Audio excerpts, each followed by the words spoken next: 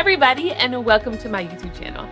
I am so excited about today's, I guess I can call it my show. Because it is my show. It is your show. It is my show. Yeah. I have such a special guest. I just love her. Y'all don't even understand. This is my girl, Lori. And before we started recording, we're like catching up on life. Catching I up love on her. life. She is actually Pinky Promise's president. Yes. And she has been Happily. around since, what, The four? beginning. Like 4 or 5 years. Yeah. Forever. Yeah. And I met Lori when she was single. And she came to me, and I remember she was single. She's like, I'm sick of randoms. I'm sick of jumping in ungodly relationships. Ugh.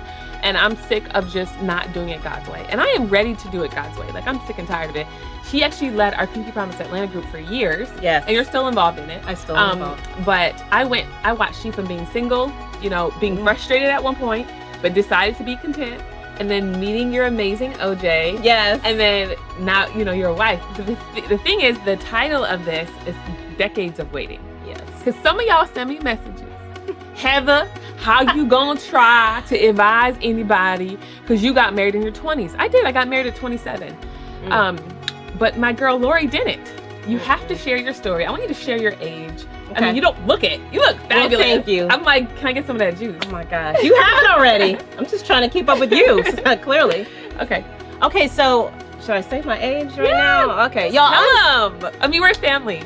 I am 45 years old. And so decades of waiting for me, I had to wait decades till I got my husband.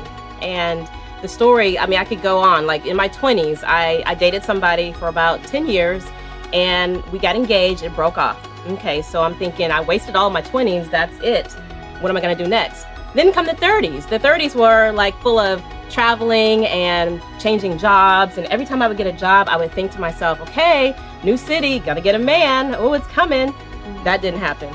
So I'm still, I have a desire. I want kids. I have a timeline, and my timeline is not matching up to what's going on with my life. I'm like, God, what do you have for me? Clearly, you don't want me to be alone, right? So next thing I know, I'm getting on online dating sites. I'm getting on. What was that like? Oh my God. Oh. I need to hear what was your worst horror story? Okay, so I got on Match.com, I got on eHarmony, and I got on Black People Meet. Where do I start?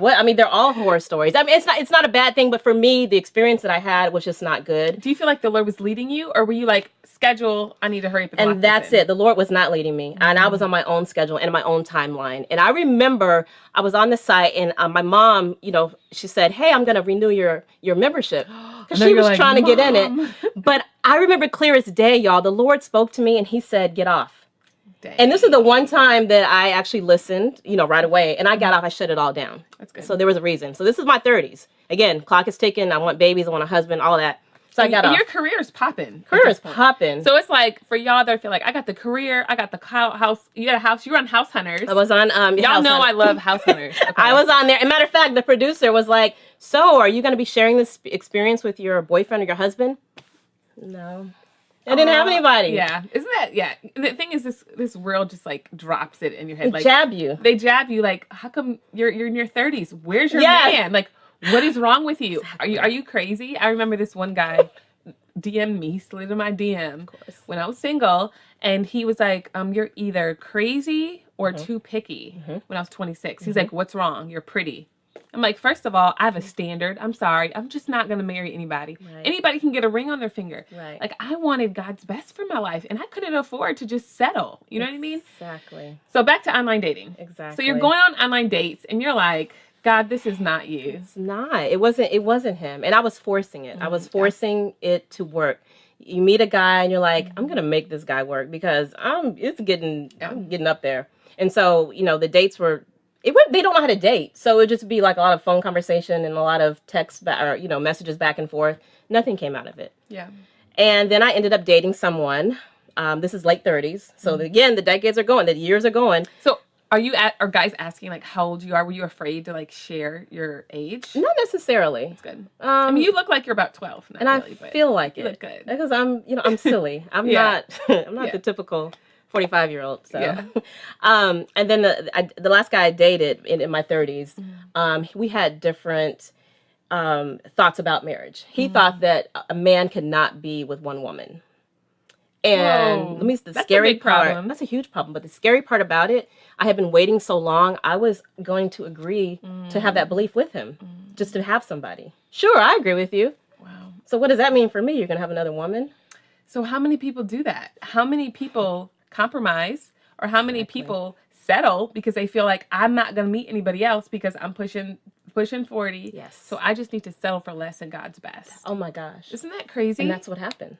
How long were you with this guy? Okay, so we were together a little under a year. So he was cheating on you and told you? Basically. That's crazy. But the aha moment was my my trip to Vegas. I turned 40. He took me to Vegas. And really nice trip. He was a nice guy, but, you know, just a different mindset, totally. And the trip to Vegas was nice. But I remember being at the airport coming back, and I told my mom, I was like, Mom, I don't think this is it. Yeah. And I'm just letting you know that, Mom, because when I get home, I don't want you to ask about him. Yeah. So we get home, and of course we go to the dinner that, you know, the dinner where you get dumped. And so he takes me to dinner. He tells me, you know, hey, it's not going to work. And that's where I had my aha moment, literally. Yeah. Yeah. Amen.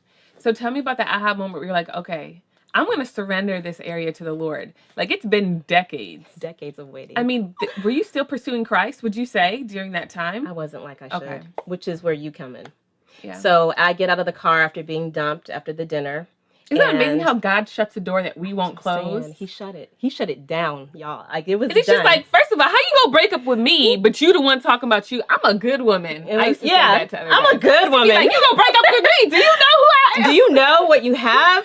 Right. And so I literally ran to my apartment. You know, the dramatic run. Yeah. Because I want to get home and cry. Yeah. So I'm running, trying to get the key in, trying to keep the tears. And I bawl. I just start crying. While I'm bawling, I pick my phone up, of course, as we all do. And I'm wiping my eyes by now. I'm going to Twitter, and I see your tweets. Oh, wow. I used to go on crazy Twitter rant. That's what you were on. You were on a Twitter rant that night. I was like, who is she? She's speaking to me. And I stalked you. And that's where I stalked you. I stalked your preaching. I stalked your sermons, everything. And that's when you were starting Pinky Promise. And so you That was emailed. 2012. Yeah. Wow. You sent out a note to people saying you want to start a group in your city. And I emailed you right back. Yeah, I want to start Atlanta. Yay. And from there, amazement. Like, I've watched you just grow and just change into be like this woman for God. It's so amazing. And so, okay, at this point, now you're leading other women and trying to encourage them to remain single and trust God, but you're still in your single. 40s and you're Yes. like, dang, I'm still single. I am. So how were you able to encourage other people when you felt like, man, I'm still single? I have to say, I became intentional about my walk with Christ. And once you get fulfilled on the word and what he has for you, you don't hunger for other things. And it may sound hokey, but it's so true. It is. And that's what you taught me. You taught us, the girls. And, you know, I journaled. I pulled out my Bible. I read it. I got to the point where I was just content. Where I was content in my situation. I wasn't really thinking about it anymore. And I was amazed because It's like, wait, what I had happened? I had made it an idol. Marriage was like, I gotta have it. Yeah. But once I got busy with my work, with Pinky Promise, with church and reading my Bible and journaling, it was a whole nother life. Yay. So I wasn't I'm so really proud of you. Thank you. And, okay, so then take me to the point where you connected with your now husband. Oh my gosh. So I knew OJ a long time ago in college and found him we connected on Facebook. Wow. He did a random check-in at Cami Cakes, the local cupcake spot What? here. And I said, I thought he's in California. What is he doing here? So I inboxed him because we're friends, you know, nothing ever happened. Hey, OJ, you're in my city. What are you doing here? He responds back, well, I live here. Long story short, we finally connect and go on an outing. It wasn't a date because I didn't know his situation. He didn't know mine. That day was amazing. We spent the whole day together hanging out. And I told him about Pinky Promise. Yay. To the point, the next day he called me and he said, I want to go out with you later. And, you know, when you're single, you have your structure. You have your, you know, I have to go to the grocery store. I got to do this. And I wanted to just say, but I was like, sure, I'll go with you. Definitely. And he told me, I respect your Pinky Promise. I want a courtship. Yay. That's so beautiful. And how long did you guys court before you got married? A little under a year. Wow. And so you got married at what age?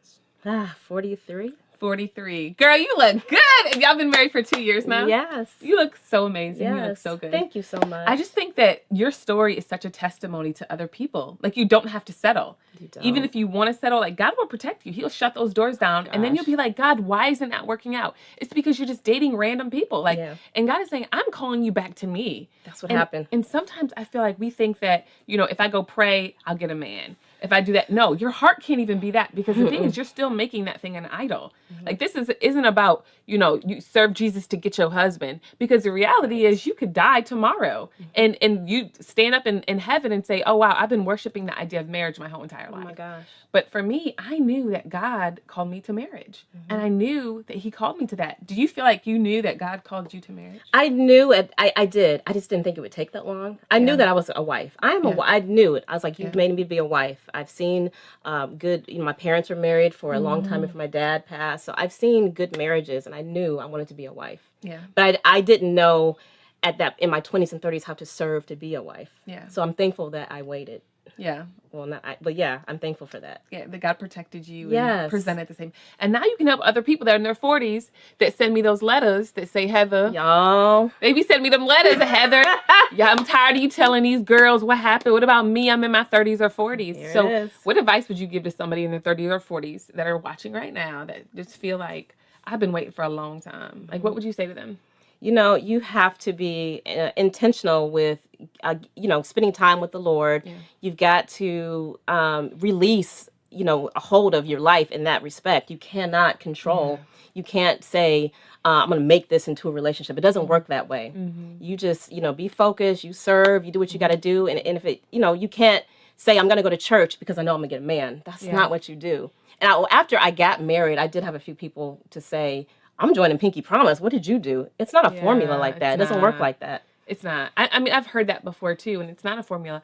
But something Pinky Promise does do is encourage people to live wholeheartedly for Jesus. That's exactly. We have studies that we go through, and the Lord convicts us, and He shows us that, you know what, this is the way I want you to go. And what I've learned, that as you live for God and you walk out what He's telling you to do, He says, I will give you the desires of your heart as you live for me. And the thing is, when you get so soaked up in God, your desires become His, and it's His desire for your life to get married. That's it. You know what I mean? So I knew a desire in my heart was to be a wife. Like, I knew it. I knew I was a helpmeet. Like, I knew I was called.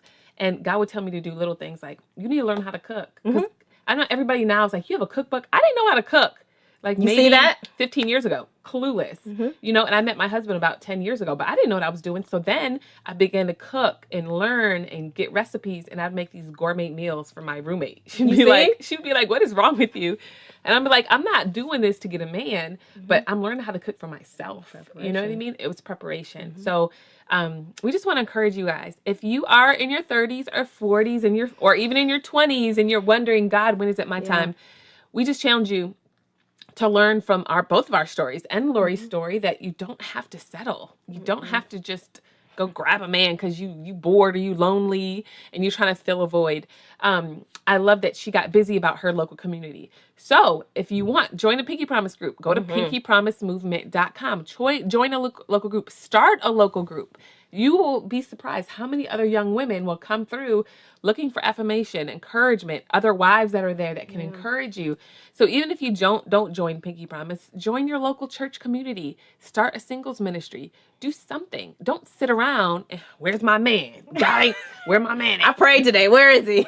Right. Exactly. And I love OJ. You guys literally look alike. Everybody says that. They're like, you guys are twins. I love him. Like, you guys have the cutest relationship. I love him. It's so pure. Y'all just love each other. It's like y'all been waiting for each other. We do. It was God's timing. He was here. God is the ultimate matchmaker. He is. This guy was in California. I'm in Atlanta. Hello. He can make it happen. The Lord can make it happen. So. See, he just was obedient and checking in the Cammy Cake. You see that? Look at God.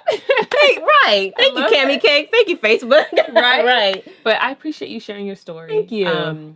You guys make sure you follow Lori. If you have any questions or just need encouragement, I'm sure Lori can help you out. I would love to. If you want to share how they can get in contact with you just for encouragement. I'm sure. Well, Instagram is Lori I Flowers, and you can DM me and I can get back to you.